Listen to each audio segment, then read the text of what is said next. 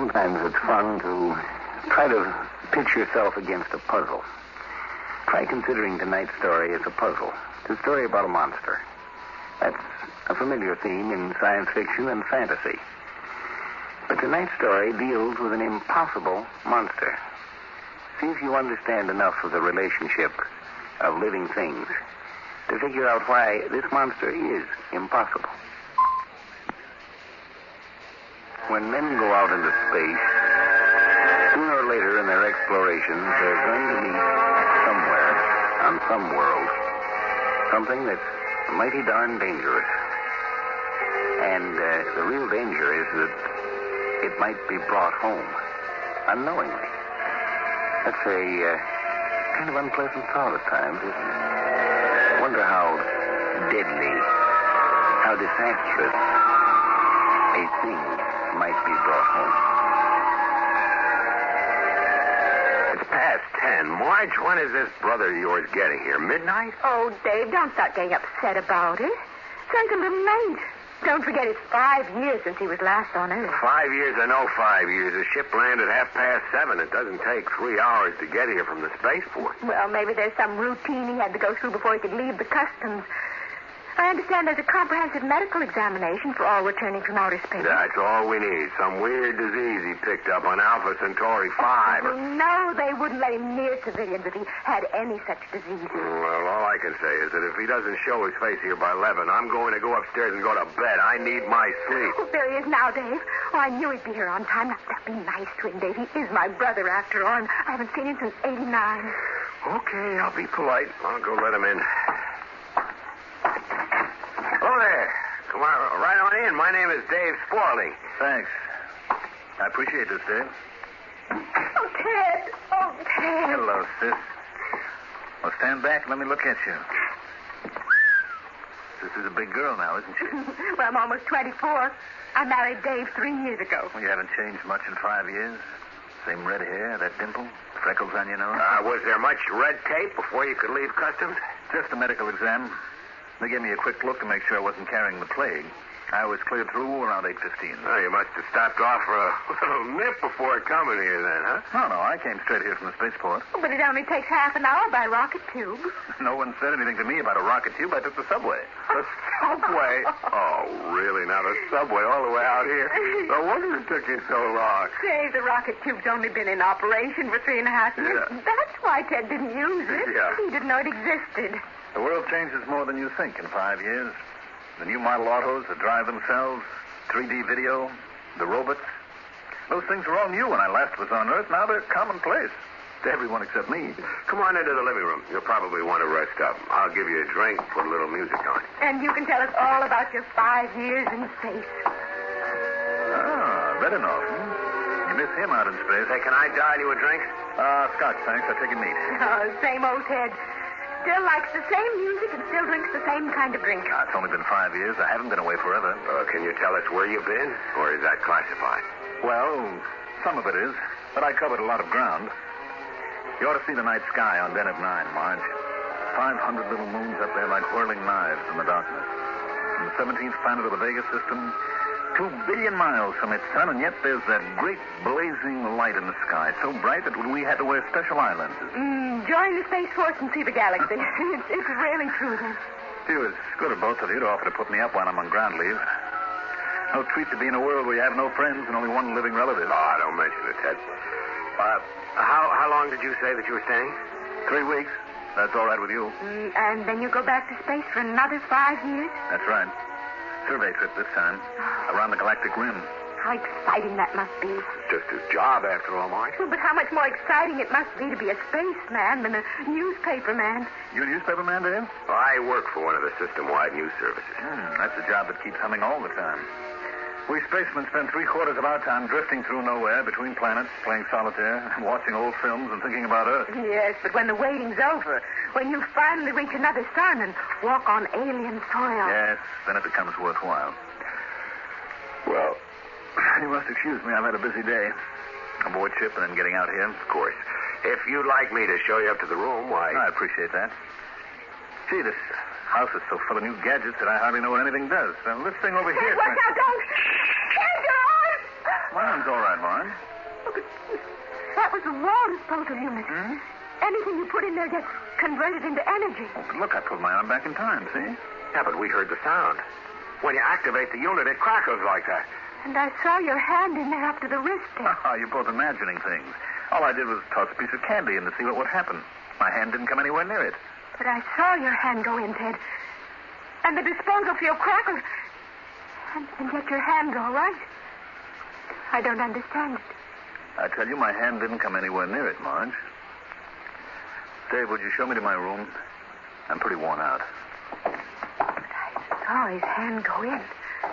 I saw it.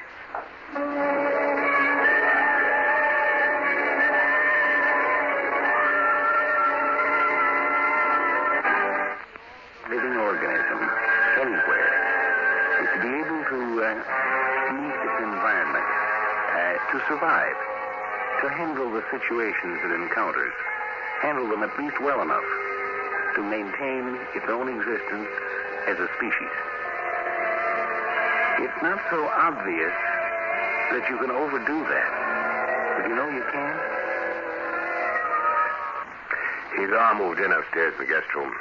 Seems pleased with the layout. Well, suppose we turn in now. It's past 11, isn't it? Dave, I'm worried. About what? That business about the disposal unit? Oh, it must have been our imagination. No, I saw him clearly put his hand into that field. But when he took it out again, his hand was whole. And there are other things. Like what? He's different somehow, Dave. Different? I'm sure he's different. 5 years. No, it's not just the 5 years. His voice isn't quite the same anymore.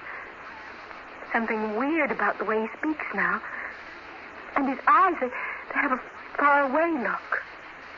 Which was never like that before. Dave, he's changed. And I'm afraid of him now. You're afraid of your own brother? I'm afraid that he isn't my own brother anymore. Oh, come Dave, on. no, I don't know what I'm saying, I guess, but... Well, I do feel strange about his being upstairs. As if something dangerous had entered our house.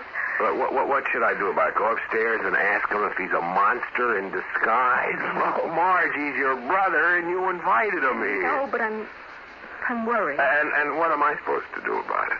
It really, believe me, it's all in your imagination. Dave, didn't you see him stick his hand into that disposal? No, I didn't. But you said... But Dave, you're just making that up. You saw it as clear as I did. What do you want me to do? Do you want me to go upstairs and ask him to leave? He can spend his furlough in some hotel. No, of course we can't do that. Well, then leave me alone. But would you do one thing for me? What is it? Go upstairs to his room. He probably isn't asleep yet, but maybe he's getting undressed. And try to get a look at him. My brother had a scar on his chest about 5 inches long, starting from his left collarbone and running down diagonally. He got it when we were kids. And see if the man upstairs has that scar, too.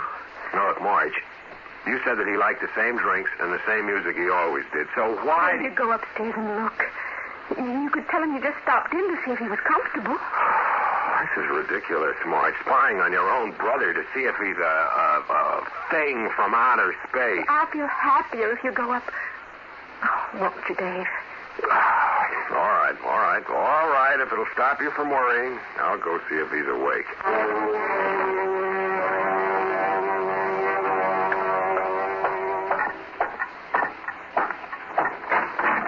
I saw your light was still on, Ted, so I figured I'd stop in. Why do you enter my room without knocking?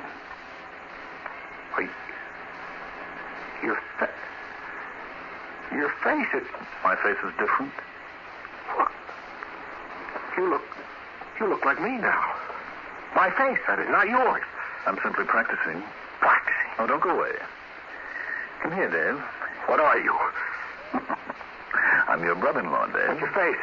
And your hand? Didn't Marge tell you that I had such abilities? No, of course not. I guess she didn't know.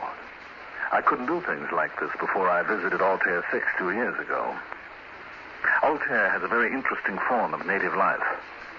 At the moment, nobody knows of the existence of this life form but me. It's a mimic.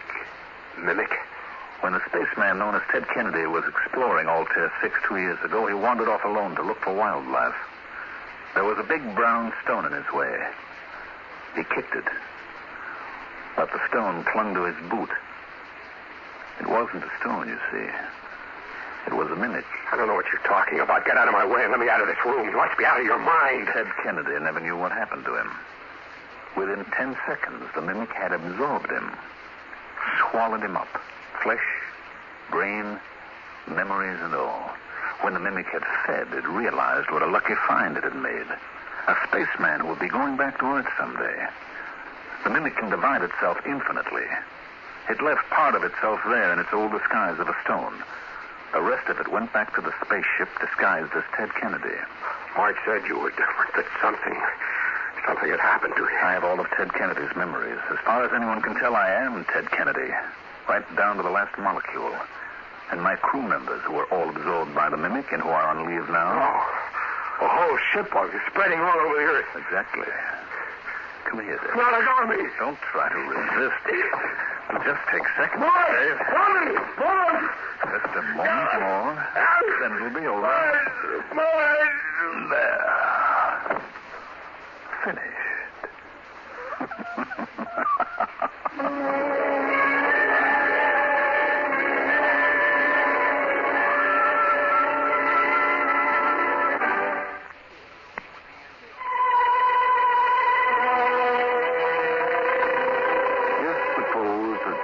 There was an island, and there were 1 million sheep on this island, and somehow a couple of tigers got on the island. My, wouldn't they have a high old time. Eating those sheep would be so easy for them. Wonder how they'd make out, they and their progeny. My, they sure could live high, couldn't they? Ted, you were gone a long time. I was getting worried. He wasn't undressed yet. I had to wait to see the scar. Oh, he had it then, did he? Of course. Big purple slash across his chest when he got cut. Time he tried to climb that picket fence. You mean he told you how he got that scar then? What? Oh, yeah. He told me all about it. How you and he were stealing apples years ago and how the farmer came to chase you. He jumped over the fence, but he cut himself going over, and you were stuck in the orchard because you couldn't get over the fence. And he told you that? Yes. He never told anyone that story. He was so ashamed that he left his kid sister behind him and tried to get away. And he made me swear that I'd never tell anyone about it. Well, he told me. I guess 5 years does change a man. Oh. Well, it's almost midnight now. You'll be dead in the morning if you don't get some sleep, Dave. Come on, let's turn in. For just a minute, Marge. Dave, why are you looking at me that way? Here. I am here. No, closer. Let me hold you in my arms. Oh, why so lovey-dovey here in the living room, Dave? Dave, you look so strange. Let me hold you. Dave, your eyes, you look different. What's wrong with you? What happened to you upstairs? What's going on in this house? Let me hold you, Marge. Let go of me. You're holding me too tight, Dave. Just a moment, Marge, and then you'll be one of us. Dave, what are you doing to me? Dave, I don't understand it. You're hurting me. Only a moment more before absorption, then you'll be part of us, Marge, you and me and Ted, and soon the whole world. Dave, no! Marge. That's all there is to it, see? A few moments while our organism absorbs yours, then the split, and the new Marge Spaulding appears. It's odd. I remember everything I did as Marge, clear and sharp. Only now I'm you too, Dave. And Ted. And all the members of Ted's ship crew. And soon, everyone in the world, all merged into us. I see it's all over. I waited until you had converted it. Yeah, we better sleep now, build up our energy, and every time tomorrow we get someone alone... We convert him into us. Simple, quick, All this food waiting for us on this planet. Billions of human beings. All ours. Answer it. Why, it's Mr. Adams from next door. Hello there, Mr. Spaulding. I know it's late at night, and I hope I'm not intruding, but I was just coming home from the movies, and as I passed by outside, it sort of seemed to me that I heard screams coming from in here. Yes, that's right. It was my wife screaming. Mrs. Spaulding? But you seem so calm. I mean, well, I guess everything's under control. Yes, everything is under control. Yes, well, if that's the case, I guess I'll be going on along home then. I'm sorry to have bothered you. I just thought maybe you might be needing some help. We appreciate that very much, Mr. Adams.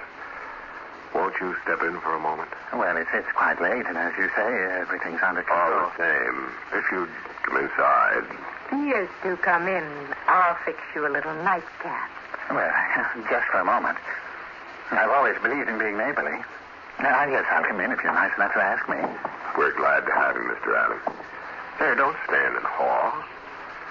Come in. Close the door. Well, it's nice of you to ask me in, Mrs. Spaulding. Yes, sir. Right nice of you to invite me in.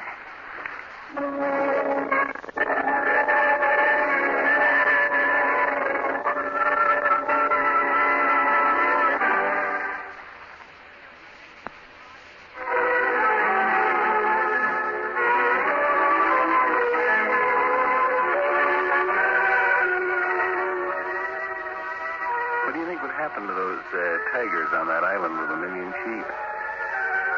They'd starve to death, of course. They'd eat all the sheep. Then there'd be nothing to eat but tigers. They aren't good eating, I understand, even for a tiger.